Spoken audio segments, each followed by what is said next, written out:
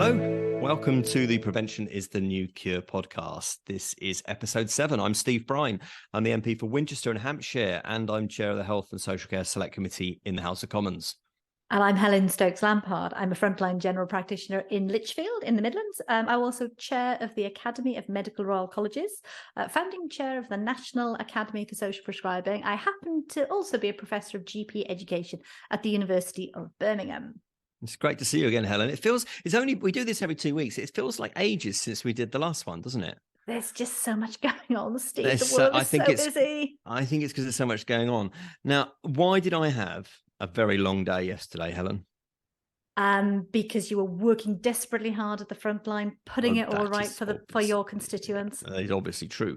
But I was down at Chelsea Flower Show yesterday morning at gorgeous. 6 o'clock in the morning. So because we're part of something called the All-Party Group on horticulture and gardening, and we go down very early on the Tuesday of Chelsea Week and look around and catch up. And I had Sparshot College, which is in my constituency, that were there, and Chris Bird, who deserves a shout out, who runs the garden they put together there in the Grand Pavilion. He's done 25 years of Chelsea and he's won 10 gold medals and he won gold yesterday. So I went to meet up with them and, congratulate them and the students year 2 students that are working on the garden with him. Wow. And it was just so fantastic, really fantastic. And you know what, the theme, there's so much down there at Chelsea. I remember going when I was the health minister. There's just so much health stuff. Yeah. There's so much health and well-being and gardens. I mean, look, you know this as anyone talking my language from the social prescribing, but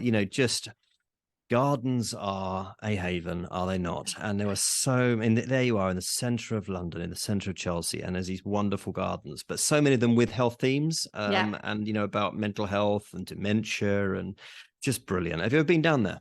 No, I haven't, Steve. And it's funny, I was talking to my husband about it and saying, when life gets a little less busy, we absolutely have to prioritize this because I love gardens. I'm quite a keen gardener myself, although I don't have enough time to do it very well. But what I love about the concepts of the Chelsea Flower Show is exactly what you say. It's the bringing together loads of different, obviously, creativity and the highest caliber of gardening, but also the themes that this year we've got sustainability as a theme. There have been many health themes over time, and my passion for social prescribing, where we talk a lot about the power of being in green spaces, the power of doing something creative, the power of interacting with others. All of these tick so many boxes. So whilst not everyone will be able to get to Chelsea, and I am more than a teensy bit envious of you managed to do this, but I think anybody getting out to green spaces at this time of year, our parks and our town parks often get really underrated in terms of what the parks gardeners do to make them beautiful places for us to feel better about the world and better about ourselves. Yeah, I mean, look, the National Brain Appeal were there with they won Best Sanctuary Garden. There was Centrepoint were there. They won an award. I mean, it's all online, and of course the BBC coverage of it is really good, really wall to wall. Every evening you can see the update, and tomorrow Friday you will see their sort of wrap up of the week. And it is great, and gardening makes you feel better. And congratulations to Sparshot College for doing that. Look, we've had so much feedback from our last episode when we had Chris Askew on from Diabetes UK talking about diabetes and how we prevent type 2 in particular. So thank you to everybody who's come back and told us personal stories about their fight with diabetes. We really, really appreciate you listening to the podcast. Please follow the show on whichever podcast platform you choose. And there are so many other things that we're going to talk about in coming weeks. We'll come on to that bit later on. But we talked a lot when we started the podcast, didn't we, Helen? And we're now on episode 7. We talked a lot about industrial action, and you would have thought by now, end of May, this would be over. Not so much. So if we talk non-doctor industrial action, things are at a state where, we had a pay settlement, which most of the unions agreed to and have accepted, but the Royal College of Nursing did not. They're currently out balloting their members as to what to do next there. This is it. Whereas for doctors, we're very devolved. So the British Medical Association, the Doctors' Trades Union, is very devolved. So Scotland, junior doctors had voted for industrial action, but then a settlement offer has been made, which is quite was great progress, 14.5% over 2 years pay rise. And so the junior doctors in Scotland have called off industrial action and are now balloting members as a decision on that one. So that would be really interesting. So talks deferred. In terms of England and junior doctors, unfortunately, this week we've heard that the ongoing talks have not reached a point to everyone's satisfaction. And so a set of new dates for 72-hour walkouts have been announced. Starting 14 to the 17th of June. Yeah. It is massive, isn't it? And they're going to do 3 days worth of industrial action every month thereafter if things aren't making progress. That's what's been said. So until the mandate runs out. So yeah, difficult times, lots of planning now going on again, the NHS in England, how to cope with it. And we've got consultants out balloting at the moment as to what they're going to do. So we'll watch this space. But no sign of the workforce plan from the government yet either, which I think, the in terms, the favorable workforce plan. But I think, that is part of the cavalry over the hill. I think if people working in the NHS can see that plan and it's credible when it's got numbers attached to it, then they maybe will feel more positive and hopeful. And, look at the news this week that inflation is now back down under 10%. I mean, maybe it's not as low as some of the projections had hoped for, but it's going in the right direction. Yeah. So, we may be able, he says, fingers crossed, maybe to get in a better place on this in coming weeks. And we need to, because we're not going to catch up on the backlog unless we do. Absolutely. The workforce plan, we were led to believe was going to be coming out next week. Now it's sounding more vague again. When it does come out, I'm sure we'll be discussing it because it does have implications for us all in terms of what the NHS looks like for the future, the structure, the sort of people delivering services, how they're trained, how many of them there are. So yeah, and hopefully that will give light and hope to people. And if it doesn't, then that would be a pity. And look, it will come. I mean, my understanding is that I think government are still thrashing through the detail with NHS England. I think the Prime Minister is going through it with his famous fine-tooth comb, which is very fine indeed, and that's good. He's got to be happy with the detail, but all the time that it's not there, it's still sort of the anticipated workforce plan instead of the actual workforce plan. That worries me. Am I allowed to say that I hope the Treasury are going through it all as well? Well, sure, given that Jeremy Hunt is in the Treasury, I'm sure that's very likely. Because the other big thing in health and politics this week, on Monday, Keir Starmer, leader of the opposition, had a big health speech, his health mission. I mean, look, being fair, you couldn't question some of the ambitions that he had in there around early diagnosis of cancer, around tackling the big conditions. I was really pleased to see him focus on suicide, which is, of course, the biggest killer of young men in our country today. That statistic is obviously well known and shocks every time. So it's good to see that in there. But I think, I don't think it's me being too partisan to say that there's a lot of detail that is still missing on this. And we can all say that we want to diagnose cancer earlier, but you need more detail right now, and I hope for their sake that will come. Did you catch any of the speech, Helen? Unfortunately, I was really at the front line with patients on Monday, but I've certainly heard plenty of talk about it, and as you say, not much in there that people wouldn't agree with. I mean, lots of good, sensible stuff. I mean, but it all needs to be part of big picture thinking, doesn't it? So I'm glad to see these things talked about.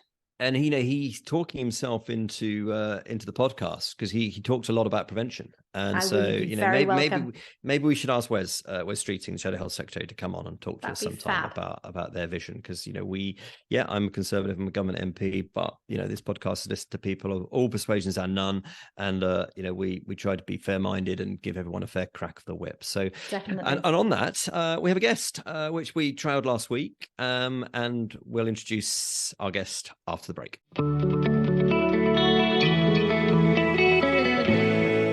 Welcome back. Okay, prevention is the new cure. This is our podcast, and Helen, as trailed, we have a guest. We love a guest. In fact, our guest is a GP.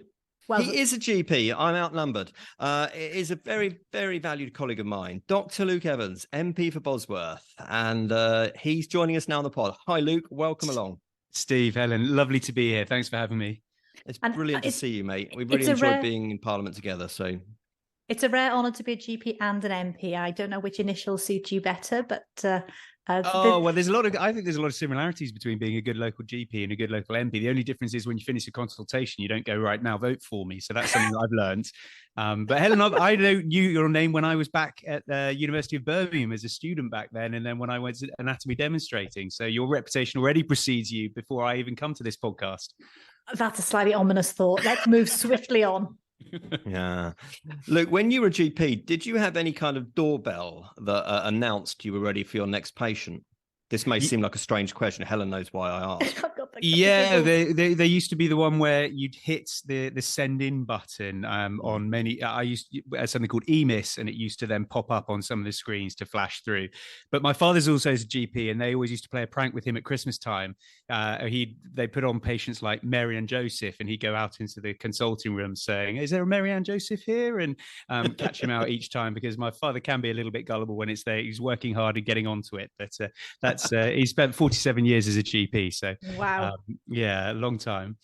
Brilliant. Well, look, Luke, you joined us today because obviously we're all about prevention, and you've made a real splash with your Recognise Body Image campaign, and we just wanted to talk to you about that. And maybe you could start by just telling us, where did it come from and what's it all about?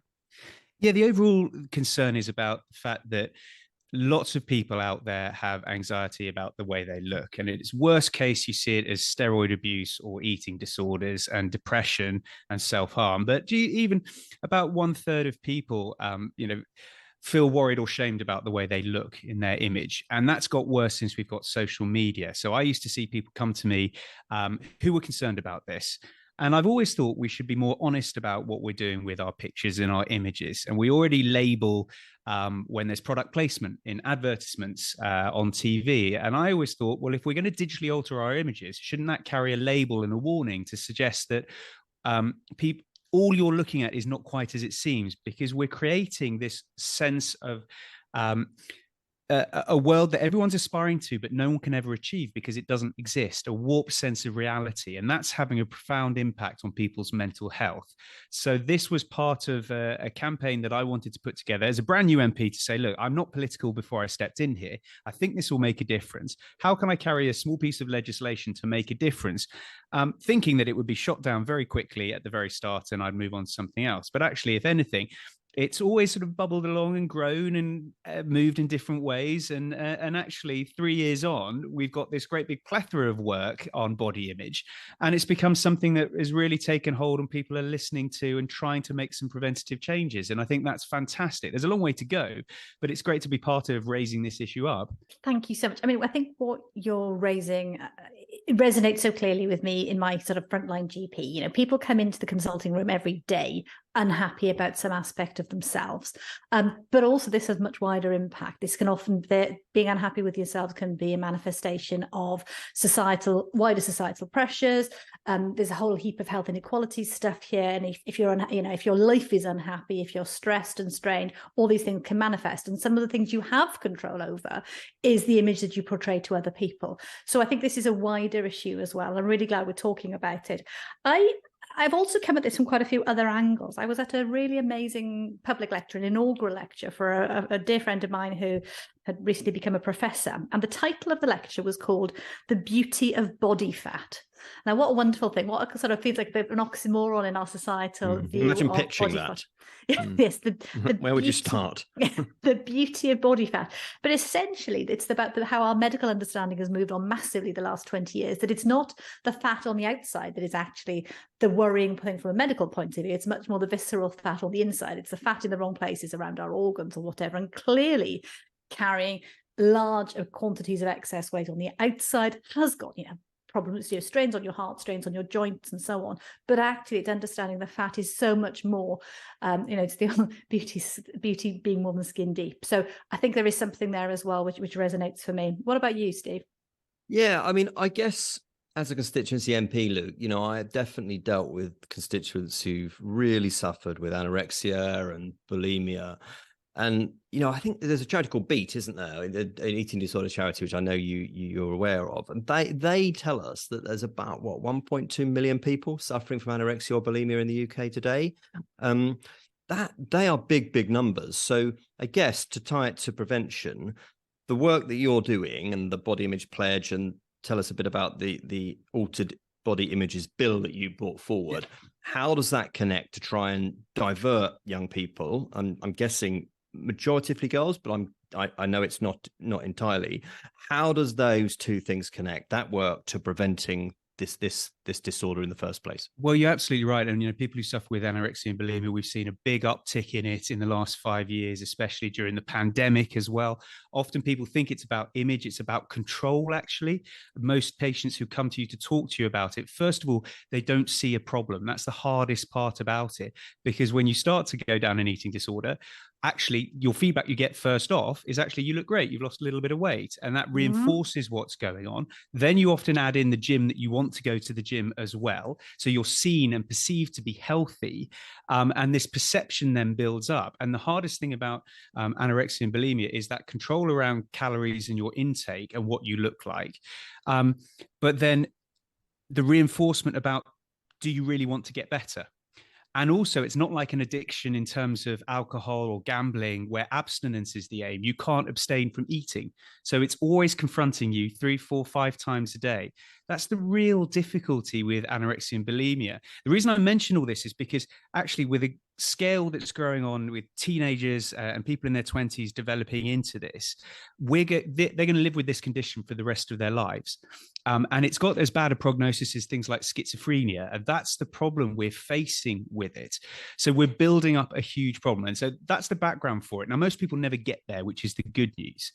And that leads me into where I was trying to get to. The point is that I have no problems with people aspiring. And actually, we are an obese nation, but within the people who are getting fatter, actually there are people getting fitter and thinner. And so from a public policy side of things, it's a real challenge, actually, because how do you put in place policies that tackle both ends? And I think something like this about labeling is saying there is an open opportunity for people to be themselves and aspire to look better, to look like you want to, you've come out of an Avengers movie, or you're Superman or James Bond emerging from the water. Fantastic, aspire to it, but you can't live your life like that. You've got to find a happy balance, which is where Helen's talking about. It's about living your life in a healthy way, being a little bit more active and a little bit more conscious about what you're eating, what you're putting in, because there are extremes at both ends. So if I pull that into what I was trying to do, the first point about legislation is simply saying, I don't want to stop a bride who wants to touch up her wedding photo because she's got a spot or something like that. But I do think when you're using commercial images, that we should label them to say you've digitally altered the biceps or the waist, you've made the biceps bigger, the breasts larger, the waist slimmer, because that doesn't exist. I mean, the example would be if you're going to rent a flat in London or buy a house in Leicestershire, you can spruce up the lighting on the pictures, you can put in new paint and whatever, but fundamentally you can't make the kitchen bigger, the garden longer, because everyone goes, that doesn't exist. It's dishonest. It's dishonest. And that's what we're doing. And the good news within this is the government has picked it up as part of the women's health strategy. The places like Norway are actually leading on this. So they've put in legislation already on top of this. France in the last couple of months have come forward and said they're looking at doing this as well. But behind that, then, I don't want to legislate. I'm a Conservative MP. I don't want to put legislation unless we need it. So the other next sort of iteration of this was to say, well, why don't we just ask the advertising industry what they're doing about it? Will they make a change? And we got 86 MPs from 7 different parties across the House to sign a letter, an open letter, to say, look, will you sign up to a pledge not to digitally alter your proportions in your advertising? And that really took off. And we've had the likes of Dove, Marks and Spencer's, Pure Gym, Boots, Boohoo, a huge range of companies, big companies, all sign up and say, yes, actually, we won't digitally alter. Now, my thought here is that's great. The industry is taking a lead role in it. It's going to try and solve the problem. And then you'll be left to hopefully legislate to say that those who want to do it can still do it, but they just need to be honest about it. So you're creating a wedge. I think that's brilliant, and well done you. One of the stats that you gave us, and I've noticed in your campaign, is 51% of 7 to 10-year-olds feel very happy with how they look. But by the time they get to 11 to 16-year-olds, most girls start to use social media. That drops to 16%. Now, there has to be a connection, right? And that's what Absolutely. you're saying. And that comes from Girl Guiding, and Girl Guiding do a fantastic yearly research on their girls, and it's really staggering the propensity of what their data shows and how it changes. And this is really picked up, even as a constituency backbench MP. I am picked up by young people who talk to me about it, but actually, grandparents and parents. And when you talk to people about it, occasionally I get here say, well, Luke, why are you bothering about this? Because, it doesn't really matter. Can't people just switch off? And I simply say to them, well, speak to your son, speak to your daughter about this. What are they saying? And it's amazing how many people know about it, see it as an issue, and just assume nothing's going to get done about it. And that for me is quite staggering. And so Luke, like we've said, I love the concept of this campaign. I think the work you're doing is fantastic. For me, there are other areas that we could be looking at. And Steve, I don't know if the Health Select Committee have thought about some of this, but I think there are a lot of challenges around. So there's cosmetic surgery, body altering surgery.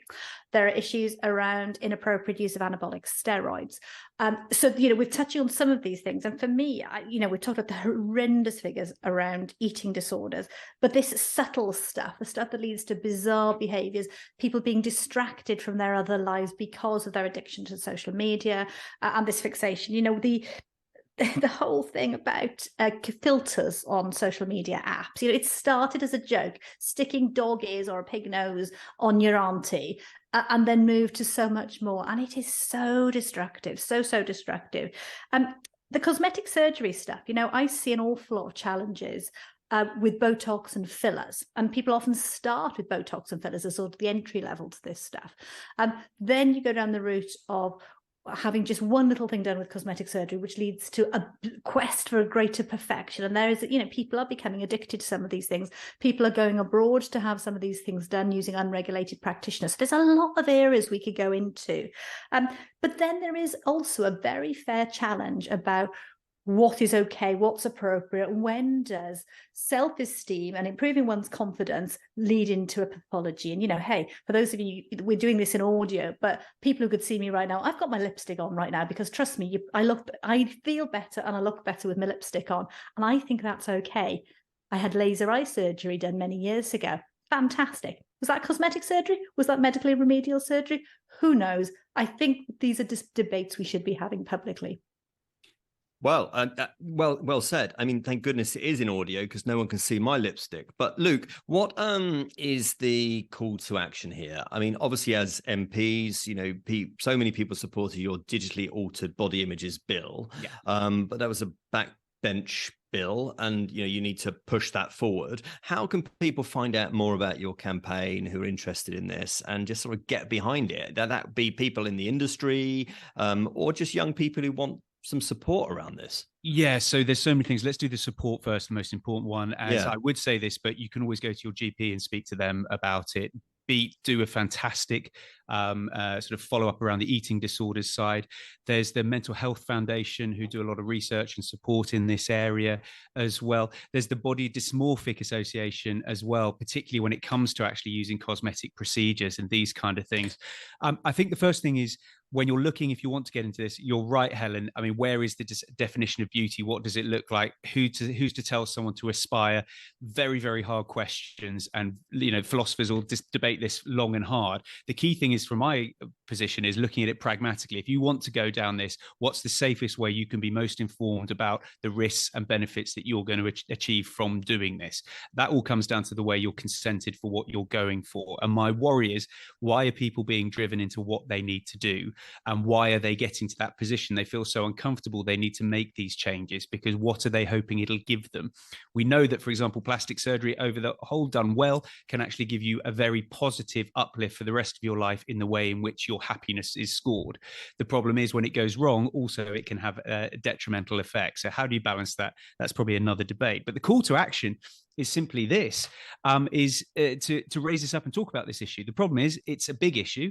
The problem is it's not going away. So if you're sat there, you write to your MP, first of all, to always raise it. Steve, you'll appreciate me saying that. MPs always love to hear about campaigns. Second of all, if you're in industry, you can sign up to the body image pledge on my website. There's all the information there.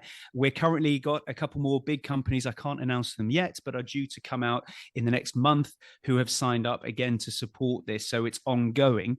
Behind that is actually the work with the ASA, so the Advertising Standards Authority, have a lot of work to say on this. They did a call for evidence over the last summer around body image and have broken it into 3 strands now. The first one is around diversity and beauty, but the second 2 are about digitally altered images and muscularity in advertising. And that's really important, because if you are seeing these images, they work on being reported to. So anyone in the public who sees an image they think's been distorted can report it directly to the Advertising Standards Authority. They are looking for people to come to them and raise these kind of issues up so they can pass judgments on it and look at it from that side. So there's a great plethora being put in to try and deal with this. And of course, calling out the social media companies to make sure they are labeling and honest about what they are putting out there. The good news is a lot of these filters do have labels. The bad news is it's easy to take those labels off and use it and distort it. So a call to the social media companies to be responsible about this. And we haven't delved yet into the online advertising. There's the online advertising program coming forward. There's the online safety bill that's being brought forward to look at these kind of things. And there is technology out there, particularly around Adobe, that are looking at how images are altered and sort of signposting and flagging about that and understanding the content behind it, what it looks like, and how to verify that. These are all things that are coming and tools in the future. So there's a huge amount going on. The problem is it's prevalent all the time. We as politicians have to talk about it, to raise it, to make it an issue. Can I just come in, Steve, just before we wrap up, can I just come in one last thing? Luke, I love all that. I think absolutely yes. I think for me, there's something about wider societal expectations. And I think there's something about how we educate our young people about what normal is, about what normal health, beauty, well-being is, and what normal aging looks like. It is normal as you get older. Normal bodies are variably hairy, variably greasy. They have a variably patchy skin tone. Hair goes grayer, muscle gets weaker, and you know, we look more flabby as we get older. Do you know what? That's okay. And a lot of people actually get more accepting of their bodies as they get older. That's as you get more comfortable, literally more comfortable in your own skin. But I don't think we teach and talk about that enough. No, Helen, you're right. And I spend a lot of time using things like TikTok and Instagram in this space. And that's a debate for another time. But actually what you're seeing is a counter narrative, particularly from the fitness industry, showing images of what people are like when they're in good lighting, with makeup on, in a cutting phase to have their 6-pack, and then what they look like in normal light, in a normal after a night out. And I think that is so important, because the danger is looking at a one-off image. We all have that great picture that we're very proud of. Everyone listening will have that. We don't spend our time looking like that. And that's the imperative we need to get out there. And that's okay. That is okay. We've all got to take responsibility for that and being honest about it. There's hashtag living my best life on social media, isn't there? Everyone's trying to put out the best image in themselves. Great to aspire to, but we've also got to be honest about it. That's why I love it. There's a social media app called Be Real. It's a French company. It's like Instagram, but it clicks on randomly when you've asking you to take a photo of what you're doing at the time. And loads of young people sign up to it. And it's just, it tells you if it's been retaken. And it's this kind of thing that says, no, this is life as it is. And lots of people, there's a great explosion in this kind of honesty around it, both in commercial industry, online, the fitness industry, and that should be encouraged. And we should do more to talk about that, saying it is absolutely fine, to have a hair out of place, and laugh and joke about it. Because if you can do that, that is what life is about. That'll make you feel better, both internally from laughing, but also externally about the way that not everyone is as they appear and can't be perfect all the time. Dr. Luke, thank you so much for coming on the podcast and talking about it. Do you want to just plug where they find you on social media? You are very famously the MP on TikTok. Just give people the addresses where they can find you on social media. Any of my social media handles are at Dr. Luke Evans. Hashtag recognize body image and the body image pledge are the 2 things you can search for. It's on my website too. And so please do sign up and give us your support. Brilliant. Thanks for coming on. Good luck with the rest of the campaign. Take care. Thank you so much.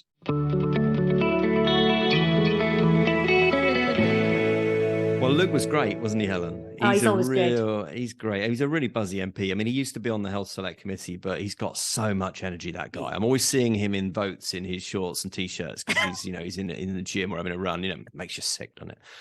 Well, he's a University of Birmingham graduate, so he was a student years ago when I was training there, when I was teaching and lecturing there. So yeah, it sometimes makes you feel old. No, I love his campaign, and please find it on social media. Anyway, time for this. That can only mean that the pod surgery is open, and we've had so much feedback on our last episode talking about diabetes. But we have, a few weeks ago, didn't we? We talked about vaping and smoking after the government announced their new smoking plan. But the person in pod surgery this week is you, Helen, because you on our WhatsApp group have been battering us to talk about this some more and tell everyone why, because there's been a big vaping story this week. There has been a big vaping story, and this one is kudos to the BBC for a good bit of investigative journalism here. So we talked about vaping, we talked about the issues that vaping should be used, regulated licensed vapes can be used as a step down from people who are addicted to tobacco smoking, and that there is a lot of sense in doing that, but that we didn't want to see people starting vaping who are not already addicted to something else. What's happened is that we know a lot of young people use vapes inappropriately. Turns out there are loads of illegal vaping devices out there. So vaping devices are a regulated medical product. So the MHRA regulates them, which sets standards to how much nicotine is in them to ensure they are as safe as they can be for use. However, these illegal products, one enterprising head teacher confiscated a load of devices from pupils in his school, got in touch with the BBC. BBC had the idea to get these devices analysed, and it turned out a lot of them contain a whole heap of toxic, nasty chemicals, massively above safe limits for things like lead, nickel, and chromium. These are compounds that can cause serious harm, whether that's harm to the brain, whether that's risk of cancers developing, so the carcinogens, and that's a really nasty, worrying find. So is this a vaping problem, or is this just, is this an enforcement problem? Because, I remember when I had the public health brief and the smoking brief in government, there was talk about illegal cigarettes coming onto the market that contain some nasties. Any product, of course, that comes in under the radar on the black market can therefore be dangerous. But Neil O'Brien, who is the public health minister at the moment, when he announced the big smoking plan that we talked about, I think there was £3 million in there to create what he calls an illicit vapes enforcement squad. Imagine being part of that. And that's sort of going to do test purchasing in stores and vape shops, and going to have the power to remove illegal products from shops and at our borders. That's critical, isn't it? I was out for dinner the other night with some friends, and over the dinner table they were knocking me about on vaping, and what are you doing on this? You can imagine my life. What are you doing on this one on the select committee? And we are definitely we were talking to the select committee yesterday. We are definitely going to be talking about this in the select committee in very short order, because it's just an issue, isn't it, that's going up and up and up the health and political agenda.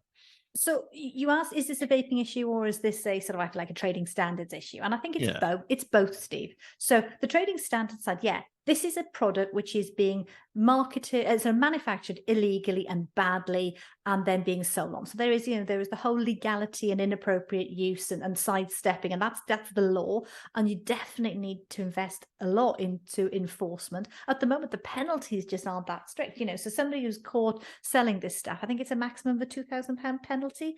We can up that. We can make the disincentives greater. For me, there's a big worry about vaping as an entry into other illicit drug uses. And it turns out a lot of young people are buying these devices from the same sort of people who sell illegal drugs. So they're then the ones who will then sell them their cannabis and then their harder drugs. And that is a serious worry, because these devices often have very, very high levels of nicotine too. So people are going to get more swiftly and more severely addicted to nicotine. And all these things are a bit of a combination. Can I unburden a worry on you? Of course you can. So when we pushed vaping, and we did some of the first advertising campaigns around, switch from smoking to vaping, it was a ramp out of smoking. Yes. My concern is that vaping is becoming a ramp into smoking. Or other drugs. or other drugs, as you just said. Australia, I notice, has banned recreational vaping. Major public health move that the BBC were reporting from down under this week. Nobody now would argue against the smoking ban in public places, would they? In indoor public spaces. I wonder whether that's where this is going. So I don't know the details of the Australia ban. I know that there's something has come in, and I'm guessing that they're basically banning vaping in the same places that smoking is banned. And in that case, you can see an argument for that. What we don't want is people exposed to any of this stuff who wouldn't otherwise be. What really troubles me is the way marketing of a lot of these vapes is done, deliberately done to be attractive to young people. The bright colors, the sweet flavors. I mean, you and I disagree on the sweet flavors. I find them quite a turn off, but a lot of people find them. Well, I have attractive. news on sweet flavors, because I popped into a vape shop in Winchester the other day when I was out and about doing constituency day, and they're obviously trading perfectly legally and above board, and they were really welcoming. And full disclosure, I said who I was and that I chair the health committee, and just said, I was interested in understanding a bit more. And I asked about these flavors, and they told me there did used to be a Skittles flavor, the sweets. Skittles. And of course, Skittles came down on them like a ton of bricks, and quite rightly threaten them with legal action, quite right. And so they've changed. I think it's called rainbow flavor now. See what they've done there. But why was that? Why did that vape want to be that flavor? Exactly. I'm guessing it wasn't to attract women in their 60s who are giving up smoking. I'm guessing that there was a different marketing aim of that. Yeah, indeed. And so it's a huge worry. But this is certainly one that is gonna run and run, as they say. We'll be back. Now look, we'll wrap it up there, I think. But for future pods, obviously we're very keen to hear from you with your feedback on what we're talking about and your suggestions for topics that we might discuss and stuff that might come before Dr. Helen and not so Dr. Brine in the pod surgery. It's podcast@stevebrine.com, or just message us on socials. I was speaking to Sarah Hurley the other day, Helen, who is the outgoing chief dental officer. And she's very keen to talk to us about dental health and oral health and what we can do to prevent some of it's not just dental problems that come from bad oral health. Am I right? Absolutely. Cardiovascular disease, all sorts of other things are linked to poor oral hygiene. So be great to have her on. So Sarah's really good fun, and she's really keen to come on the pod. So hopefully we'll get her on to a future episode. And as ever, keep the feedback coming, like the pod, and until next time, happy gardening. Have a happy bank holiday, and remember the sun cream and the hay fever medication. Yes, doctor.